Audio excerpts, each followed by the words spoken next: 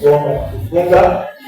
Mimi najua kwamba tumeomba pamoja nasi, na nashukuru sana kwa kila mmoja wetu ambaye amejitahidi. Tumeomba pamoja. Mungu akubariki sana. Kwa hivyo tutamalizia kwa kupata kula mkate wa Bwana. Kwa maana time yetu imesonga, lakini sitachukua muda kwa sababu tutayarisha hiyo kipindi cha kula mkate wa Bwana, nami najua kama Mungu anatubariki. Kwa hivyo pia kwa tutamalizia maombi yetu, na kwamba tutaongozwa na watu watatu. Mmoja atawakilisha wanaume, mwingine atawakilisha wamama, mwingine atawakilisha vijana. Tunaweza asifiwe.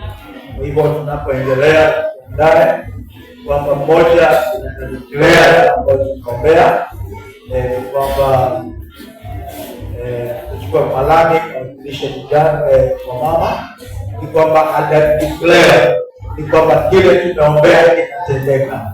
Tunaweza asifiwe. Hadi kile ambayo tunaombea kinatendeka. Declaration. Hiyo ni maombi tu ya kusema imetendeka. Na baadaye kwa mtumishi wa Mungu wetu Kiambo kukamilisha kwa shukrani.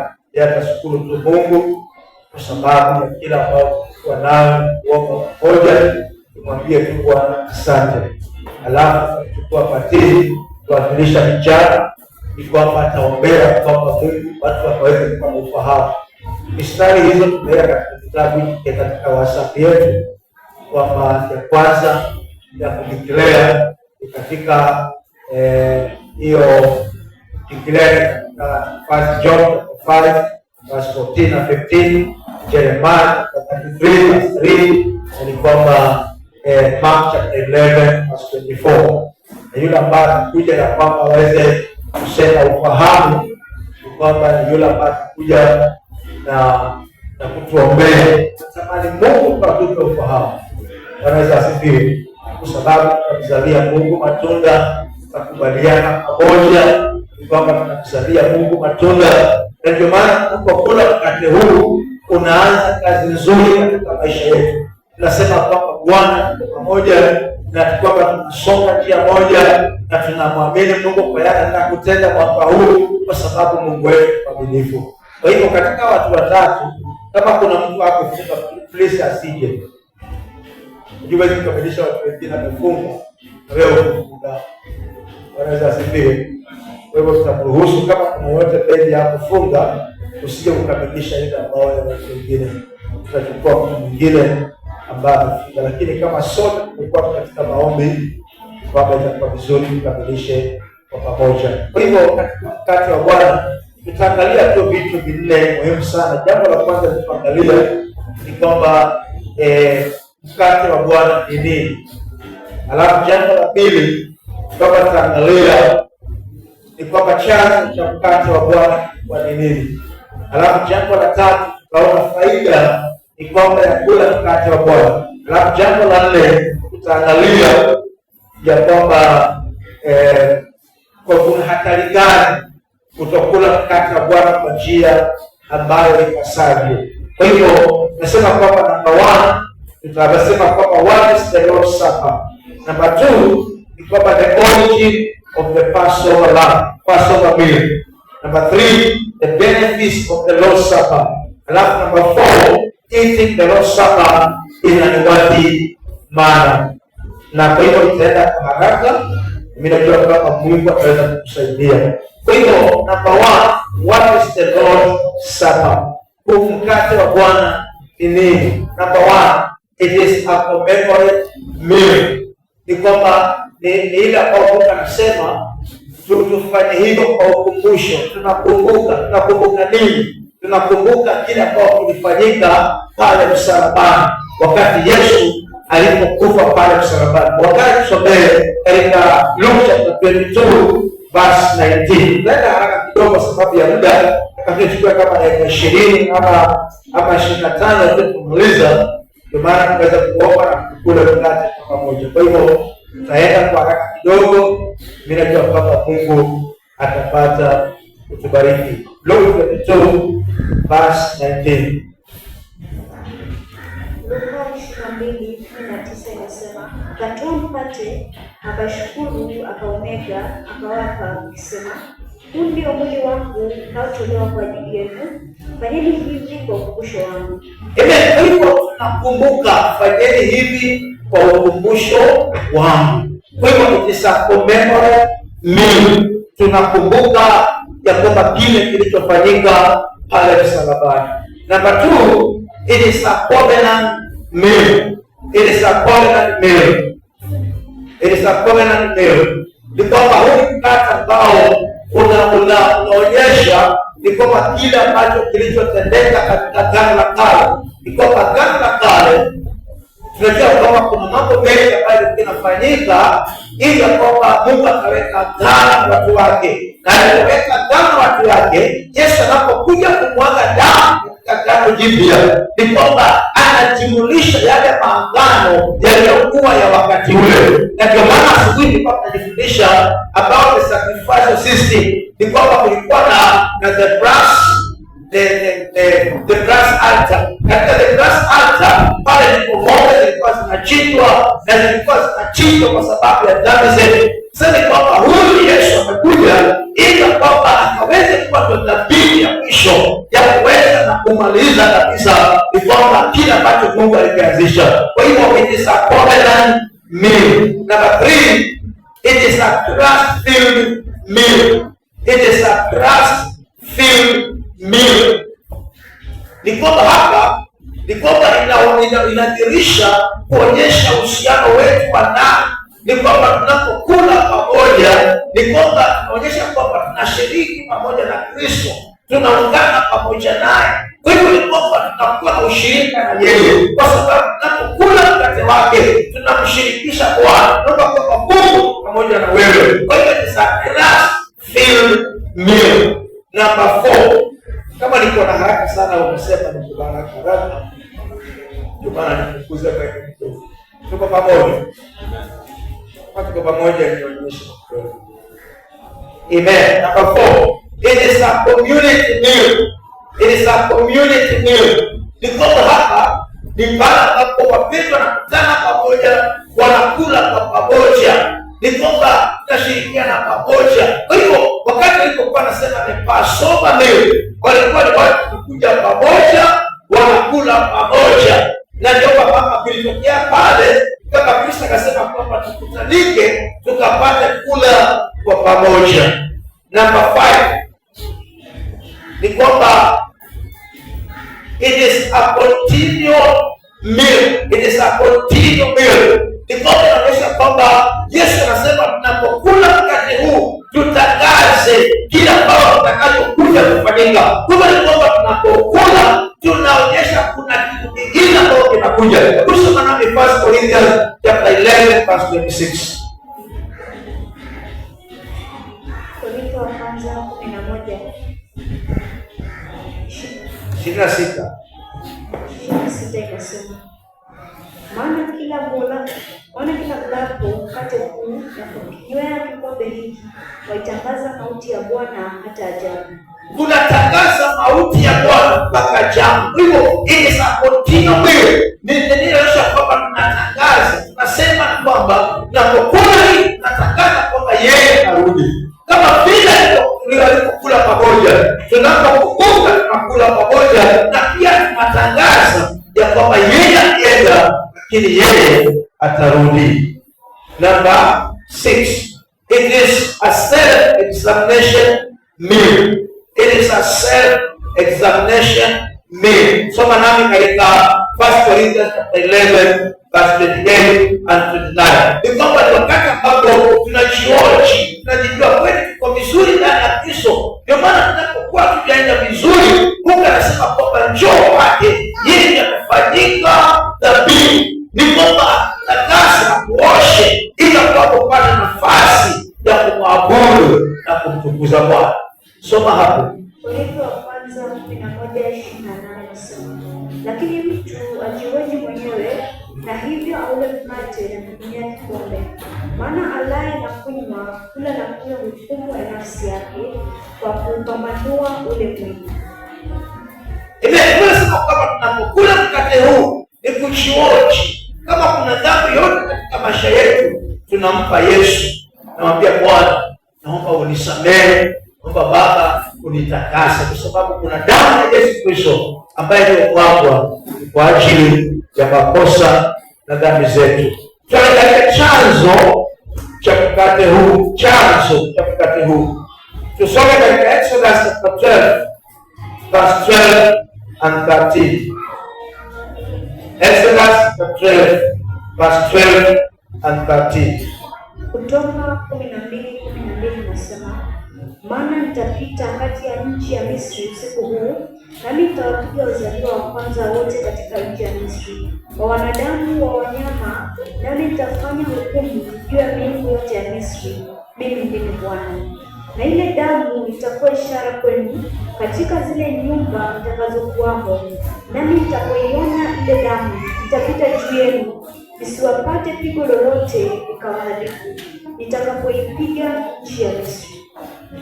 Verse 23 pia 23 inasema, kwa kuwa Bwana atapita ili awapige hao wa Misri, na hapo atakapoiona hiyo damu katika kizingiti cha juu na katika ile miimo miwili, Bwana atapita juu ya mlango, wala hata mwacha mwenye kuharibu aingie nyumbani mwenu kuwapiga ninyi. Kwa jina Passover inamaanisha kwamba Mungu anapita nini? Anapita akiua wale ambao si wa kwake. Na ndio maana kitu ambacho kilikuwa Mungu kulikuwa na katika Agano la Kale ni kwamba Mungu alitaka kutoa Israeli kutokana na utumwa. Na alikuwa katika ile nchi ya utumwa ni kwamba Musa atumwa na Mungu. Na kulikuwa na muujiza mingi ambayo ilifanyika, muujiza 9, lakini akasema kuna muujiza wa 10 ambao utakuwa wa mwisho. Na huo muujiza ni kwamba nataka kwamba kila mwana Israeli waweze kujiandaa na mwana kondoo. Ilikuwa inaashiria mwana kondoo atakayekuja. Wakasema kwamba achukue mwana kondoo mmoja, na yule mwana kondoo atakayechukua wamchinje. Na ni kwamba kwa hiyo watu walikuwa nakula, ni kwamba yule mwana kondoo kama familia tunakula hii mwana kondoo, wengine wanakula mwana kondoo, wengine wanakula mwana kondoo. Lakini yule mwana kondoo ambaye alikuwa anachinjwa pia alikuwa hana maua. Alikuwa mwana kondoo ambaye alikuwa amekwenda kuchakula vizuri. Lakini akasema mnapokula yule mwana kondoo ni kwamba mchukue damu yake mkapate kupaka katika miimo ya mlango.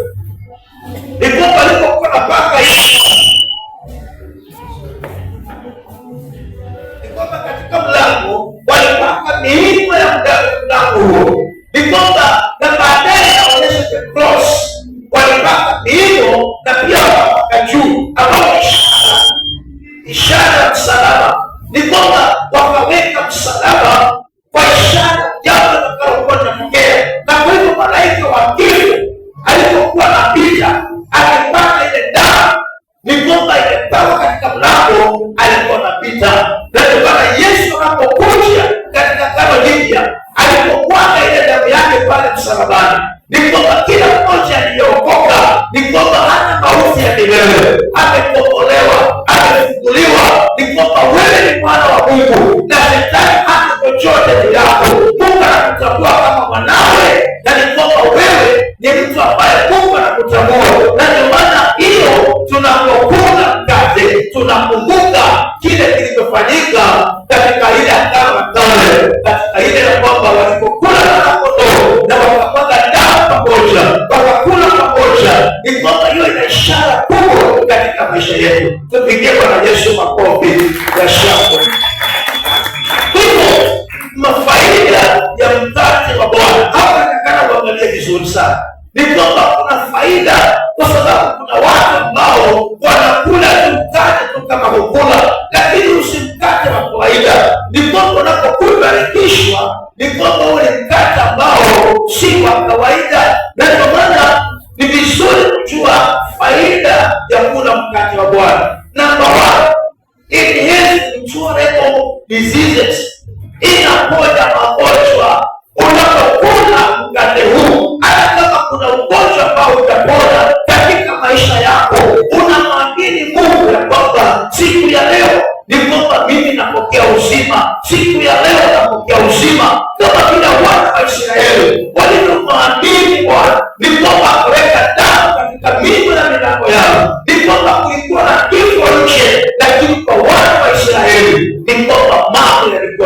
tofauti. Kwa hiyo yes, ndio maana unapokula mkate huu mwamini Bwana ni kwamba unapokea uzima. Hata kama kuna mahali unasikia mgonjwa, ni kwamba unapokea uzima kwa jina la Yesu, kwa sababu kile kinachofanyika ni kwamba mkate huu tunapobarikisha unakuwa ni damu ya Yesu. Ni kwamba tunapobarikisha damu hiyo inawakilisha damu ya Yesu, na ule mkate tunapokula inawakilisha mwili wa Kristo. Jambo moja kwa mwili wa Kristo ilikuwa ni afya.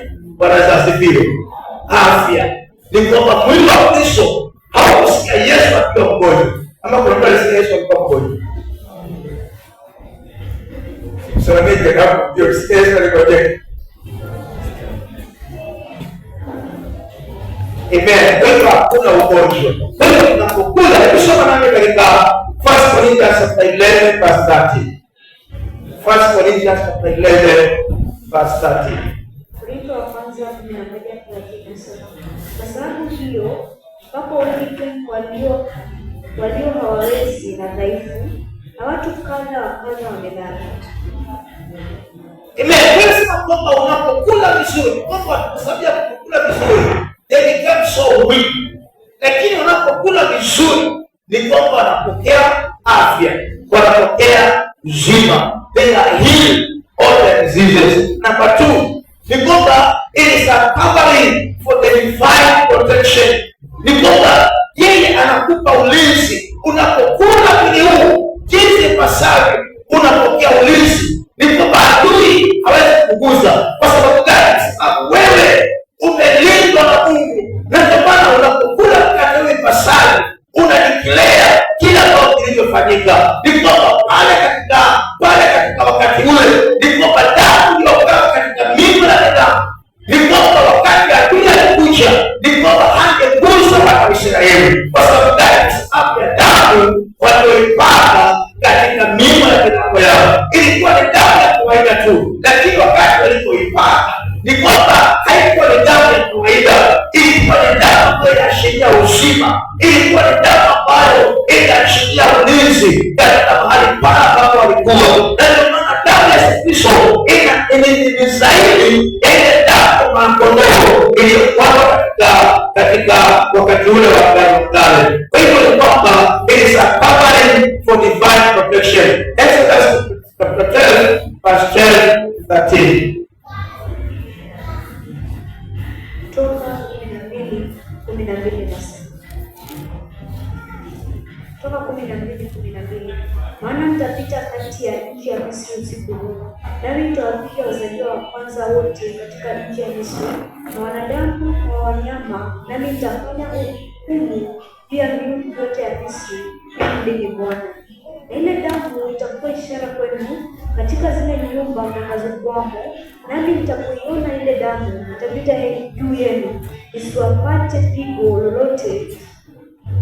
lolote likawaharibu nitakapoipiga nchi ya Misri. Amen. Mungu anapigana Misri, lakini wakati wa wana wa Israeli, kwa sababu ya ile damu, tunapokula mkate huu tunakumbuka kile kilichofanyika. Na ndio maana kukumbuka ikiwa kwamba kuna damu ya Yesu Kristo ambaye kwamba imekuja ili kwamba inaweza kutulinda sisi ambao ni watoto wa Mungu. Number 3, it gives life. Inapeana uzima. Katika kitabu cha John 6 verse 3, inapeana uzima. Na kukula hii, hata kama kuna mambo yamekufa katika maisha yako, you are receiving life in the name of Jesus. Bwana Yesu asifiwe. Nothing ambayo imekufa ni kwamba inabaki imekufa. Ni kwamba tunapokula kwa imani, tunaambia Mungu kwamba mambo ambayo yalikuwa yamekufa yanafufuka kwa jina la Yesu. Yohana 6:53 nasema, basi Yesu akawaambia, amini nawaambieni, msipoula mwili wake mwana wa Adamu na kunywa damu yake, hamna uzima ndani yenu. Amen. Msipokunywa damu yangu hamna uzima ndani yenu. Hivyo tunapokunywa leo ni kwamba tunapokea uzima kwa jina la Yesu. Number 4, ni kwamba it helps you to dwell, kwa kukusaidia wewe kukaa ndani ya Kristo. Inakusaidia wewe kukaa ndani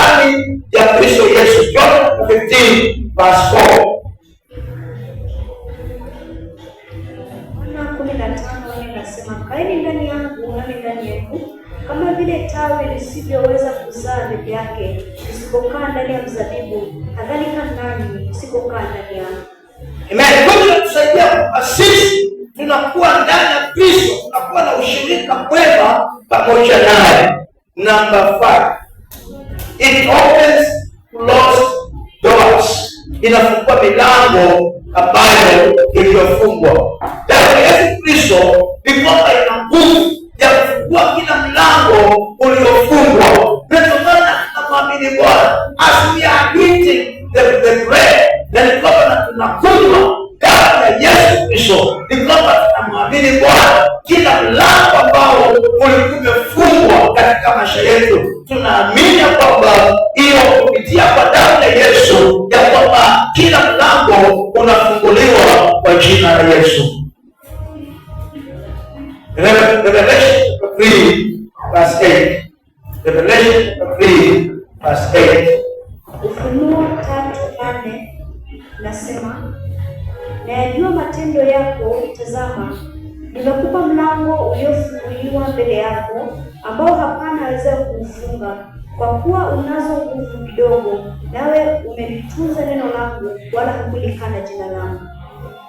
Amen. Ni kwamba Mungu anafungua milango wakati ambapo tunapokula hii, wakati wote, mahali pote. Ni kwamba Kristo alipofufuka, wanasema kwamba wale waliokuwa wamekufa kitambo, ni kwamba walipofufuka, makaburi yaliachilia kwa sababu ya zile nguvu ambazo ni kwamba zile kufanyika wakati ambapo Kristo alipokufa na kufa pale msalabani. Na ndio maana kila njia zote ni kwamba Mungu anafungua kila mlango uliofungwa katika maisha yetu.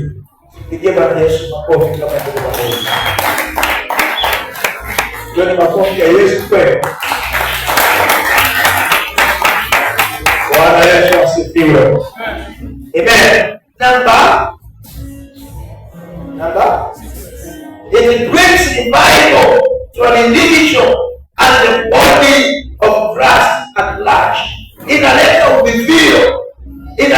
uvivio ni kwamba kwa kila moja na hata kwa mwili wa Kristo wote. Katika Psalms 119 verse 154. Psalms 119 verse 154. Zaburi 190 mstari wa 154 nasema, unitetee na kunikomboa, unihuishe sawasawa na ahadi yako. Amen. Number 7, it brings unity in the body of Christ. Inaleta umoja katika mwili wa Kristo. 1 Corinthians 33 verse 4.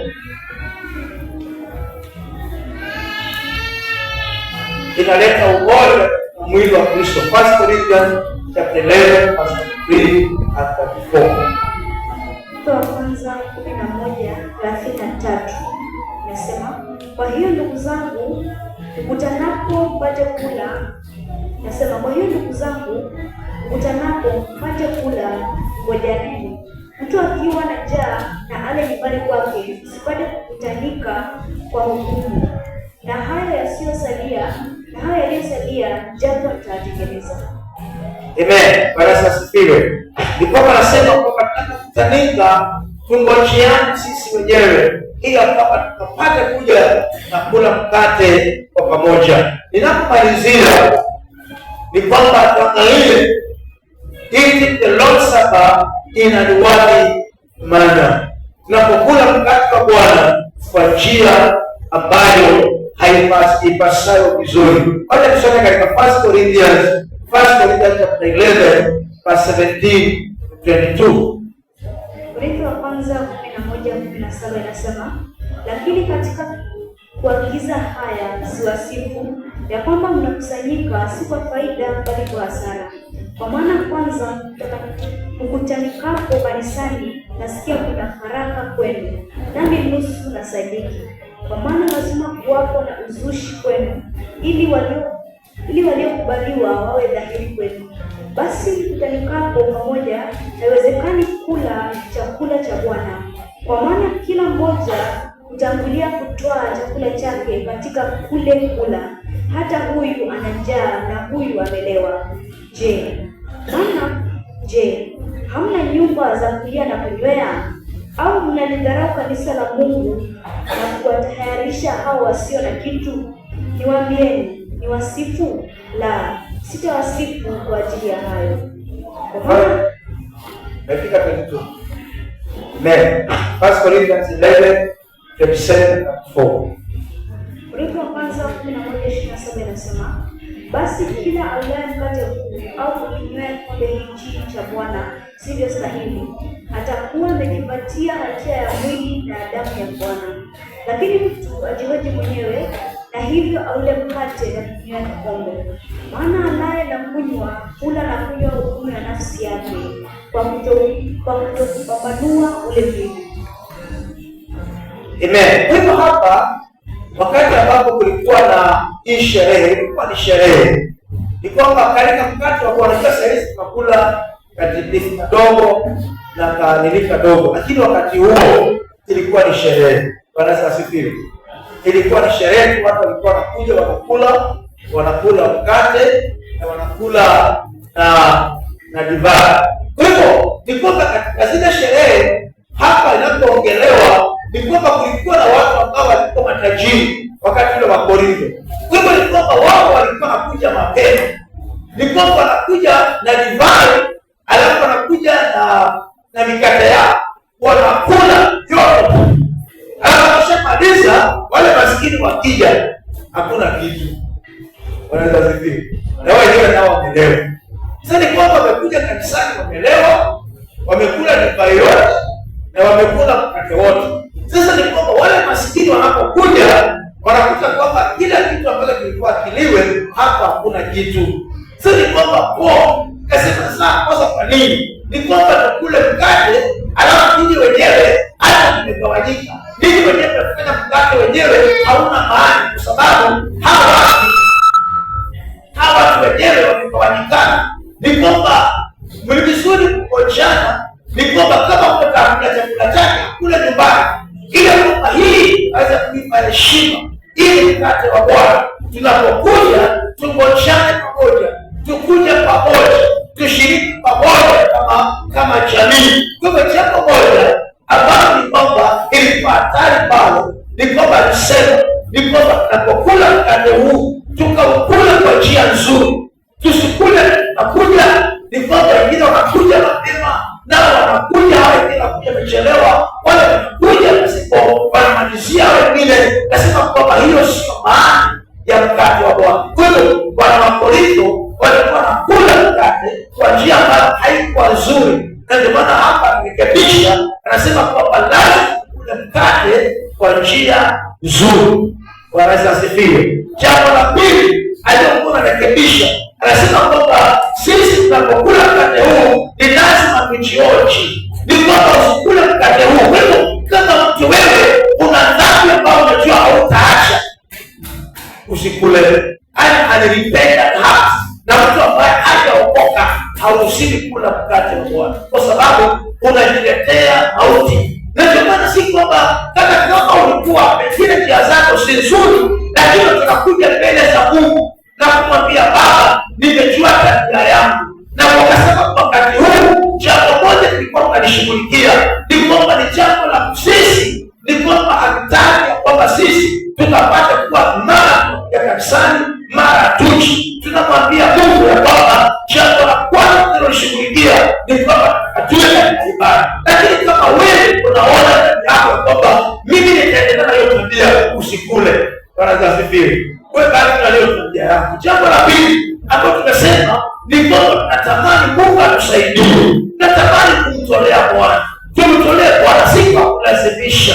Ni kwamba ni kwa mioyo. Tunataka kutoka katika mioyo yetu, na tunaamua kwamba tutamtolea Bwana sadaka na tutamtolea Bwana fungu la 10. Ni kwamba ni mambo tulikuwa tunaombea wiki nzima, lakini ndani yako unasikia mimi siko tayari. Ndugu yako usikule, utakuwa unajihukumu, kwa sababu tunakula mkate wa Bwana kwa sababu tuna makusudi na tamani kumpendeza Mungu, na tunapokula tunamwambia Bwana, karibu utusaidie, hatuwezi sisi. Kwa hiyo ni jambo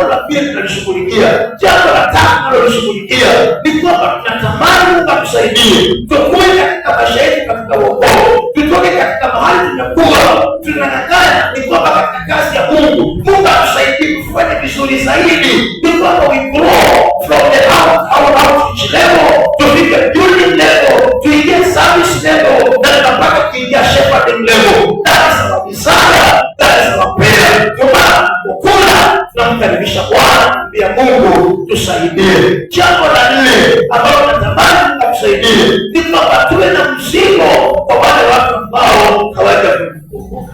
Bwana asifiwe. Hiyo ni mambo manne ambayo tunatamani Bwana, na hiyo ndio mambo tumekuja kwa Bwana tukimwambia Baba, mambo haya tusaidie. Ni kwamba Isaia operating the fallow ground. Na hapa ndipo tunakuja, tunatamani Mungu atusaidie. Tuna mambo naweka mbele za Bwana, na kwa hiyo upande huu si lazima ukule, lakini kama wewe unajiona katika moyo wako unasema, Mungu natamani nisonge hatua nyingine, Petro anakaribisha, kwa sababu tunamkaribisha Bwana kwa Mungu atusaidie. Kwa hiyo tunapokula ndani yetu tuwe na mioyo iliyoachiliwa mbele za Bwana. Tunamwambia Baba, nisaidie, ni kwamba nitende mapenzi yako.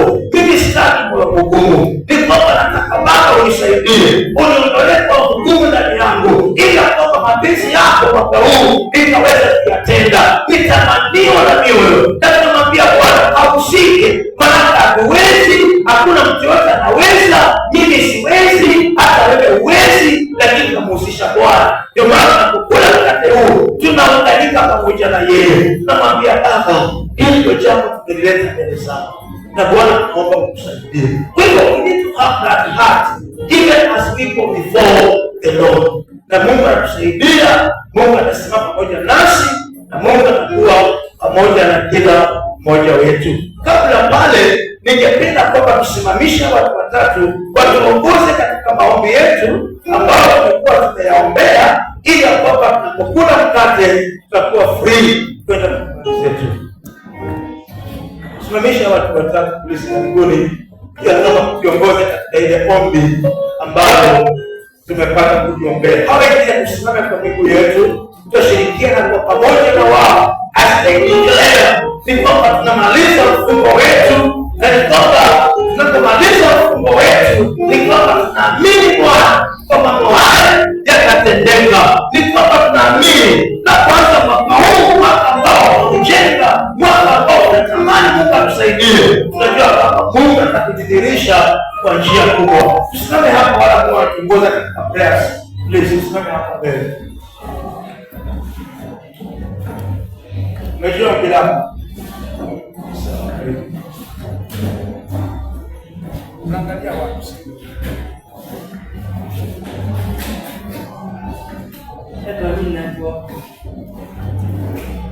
Baba, katika jina la Mwana Yesu Kristo, mwana wa Mungu tena. Baba yetu, tunatubu mbele za uso wako kila ambacho tumetenda kwa kuona, kwa kusikia. Baba, Mungu na kutawala, tusamehe Yehova. Ni wakati mwingine tena Baba, tunakuja mbele za uso wako. Umekuwa pamoja nasi wiki yote Mungu. Siku ya leo Jehova, ya Mungu, siku ile Baba tunatisha maombi haya. Baba yetu kule mbinguni, Yesu umenena nasi Mfalme ya kwamba mkate wako Mungu tutaenda kula na damu ambayo tunakula Jehova. Baba yangu, sisi ile tumeomba, angalia Baba Mfalme, tunasema ni asante kwa maana Baba yetu tunapoenda kula tunaamini ya kwamba yale mambo yote Mungu ambaye alikusumbua wale wote pia Mungu ambao Baba amesikia mahali hapo kwa wamekosa amani Jehova. Baba yetu tunapoenda kunywa damu yako na hata mwili wako Yesu, tunaenda kuamini ya kwamba Jehova kama mambo yote anaenda kupona. Baba yetu Mfalme ushike na kutawala, tunapoendelea Mfalme ushike na kutawala Baba. Tunapojua ya kwamba Mfalme wa ajabu damu hii inaashiria ya kwamba tunaleta Baba ndio Mfalme katika maisha yetu, na Baba Mfalme tena kunilea ya kwamba Jehova Mfalme tunapoendelea